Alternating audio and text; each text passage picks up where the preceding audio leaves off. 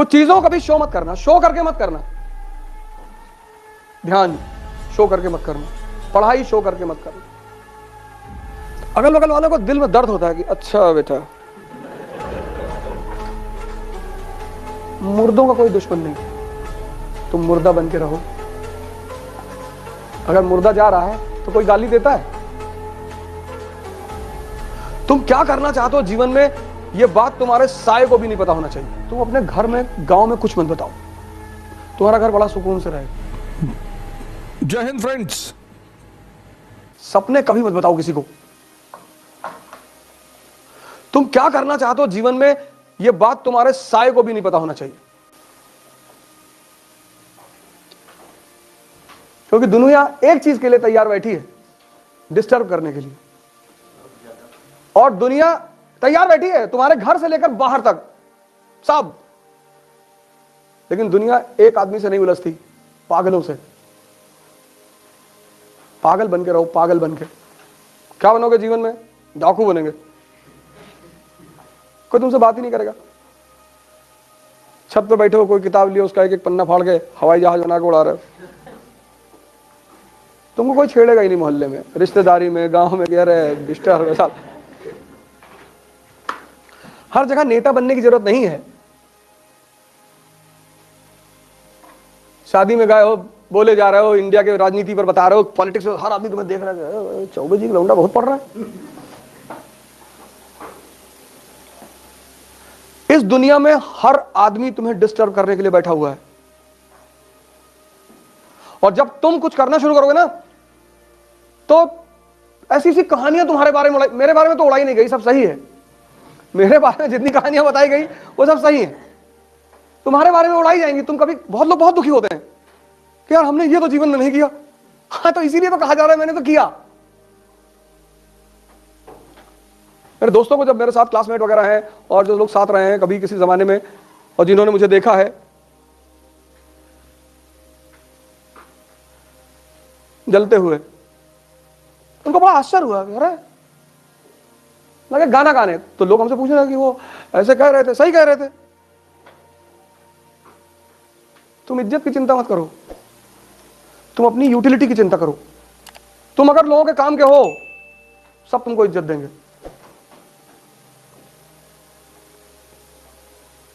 नियम है ये, तुलसी के पौधे को भगवान और कैक्टस के पौधे को शैतान माना जाता है। रीजन क्या है? तुलसी का पौधा दवा है, कैंसर तक की दवा बनती है उससे।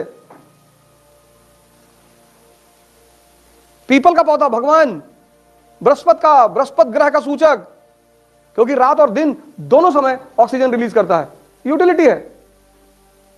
आज भी गांव में तुम जाओ, लोग पीपल का पेड़ नहीं कटने देते, कहते इस पे ब्रह्म का वास है।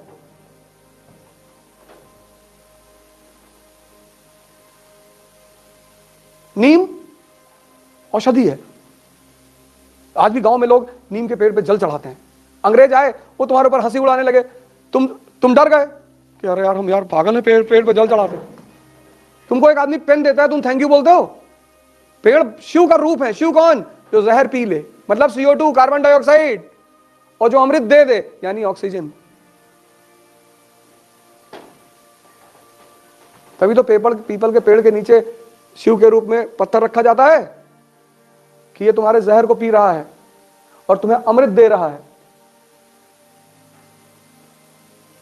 पश्चिम के लोग आकर तुम्हारे ऊपर हंसने लगे, ये तुम नादानी में तुमने पीपल पेड़ ही जलाना छोड़ दिया। पेड़ लगाओ खूब, वो भगवान का रूप है, वो तुम्हारे जहर को पी लेते हैं। अपने बर्थडे पर 5 पेड़ लगाया करो, एक लगा दो यार। बर्थडे केक मत काटा करो, केक भी काट के मुंह पे लगा देते हो तुम। अरे हम तो निकाल लिए राइफल के, मार के एकदम मुंह पे लगाओगे, खाने की चीज है। तो मुंह पे केक लगाओगे, मार देंगे, ट्रांसफर हो जाएगा तुरंत। पहले तो केक काटना नहीं है, लेकिन कोई बात नहीं, ऐसा नहीं, इतना कभी भी कंजर्वेटिव नहीं होना चाहिए। अब कोई प्रेम में ले आया, अब तुम हम केक ना काटे, हम भारत के आदमी हैं। केक काटो, लेकिन मुंह पे लगाए तो फिर और कुछ काट डालो। अबे मुंह पे क्यों लगाओगे? मुंह पे केक लगाने वाली चीज है। और फिर आजकल एक नई प्रथा चली है मारने की।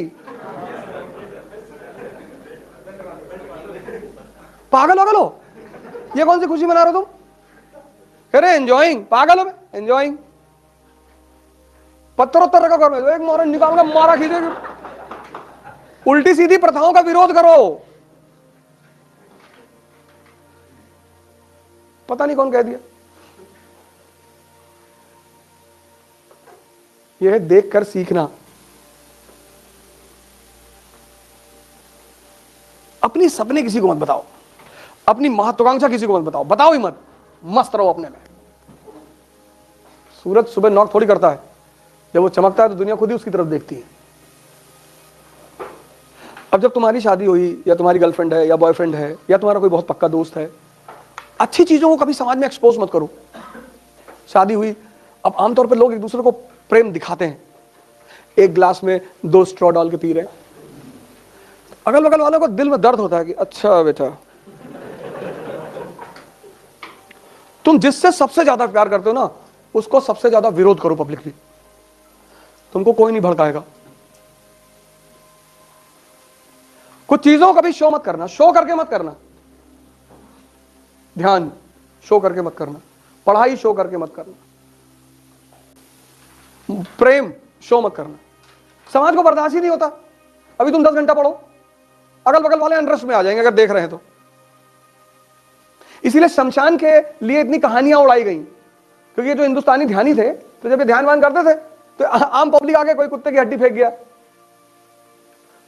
कोई पत्थर मार गया, तो फिर इन लोगों ने शमशान में बैठ के ध्यान करना शुरू किया। तो अब शमशान में की कहानियां बना दी कि वहां रात में पायल की आवाज आती, और जो शमशान के केयरटेकर उनके बच्चे दिन रात वहीं रहते हैं, उनको तो नहीं आती। चाहे मुसलमान शमशान हो चाहे हिंदू हो, उनका केयरटेकर फैमिली वहां रहती है ना। हमारा स्कूल है फातिमा स्कूल गोंडा में, तो हमारे स्कूल के जस्ट बगल में मुस्लिम कब्रिस्तान है। तो जो कब्रिस्तान के केयरटेकर थे, उनके बच्चे उसी कब्रों पे खेलते थे। तुमने एक बार उस केयरटेकर से पूछा, मैंने कहा भाई साहब आपको डर नहीं लगता? बोला भैया डर तो जिंदा आदमी से लगता है, ये तो सब बेचारे मर गए।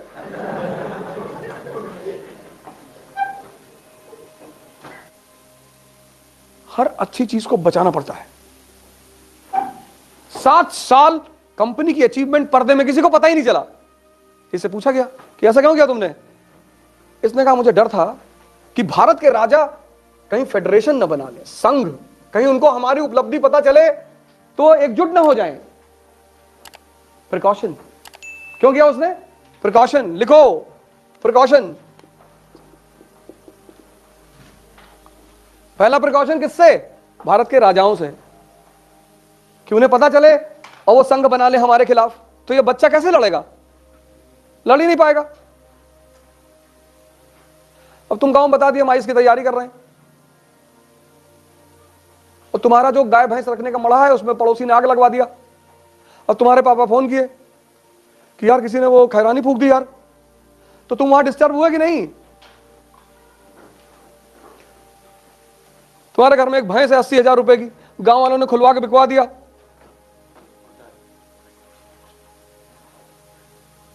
तुम अपने घर में गांव में कुछ मत बताओ, तुम्हारा घर बड़ा सुकून से रहेगा। हमारा एक स्टूडेंट है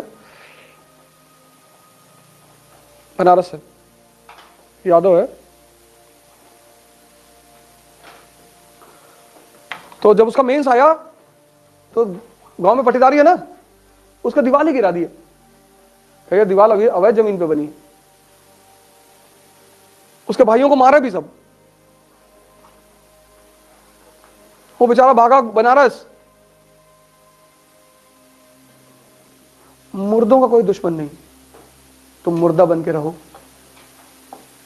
अगर मुर्दा जा रहा है तो कोई गाली देता है? मुर्दा बन के रहो, पता ना चले किसी को कि कर क्या रहे हो। गाना छोड़ दो, ये देखो यहां से सीखो, यही तो सिखा रहा है। तो उसने कहा मुझे पहला शक था कि भारत के राजा संघ बना लेंगे, और दूसरा उसने कहा कि ये जो यूरोपीय कंपनियां हैं ये हमारे खिलाफ हो जाएंगी। यूरोपियन कंपनीज, अगर फ्रांस को पता चलेगा, फ्रेंच कंपनी को, पोर्चुगीज कंपनी को, डच कंपनी को, कि हमने टेरिटरी इतनी बड़ी कब्जा कर ली,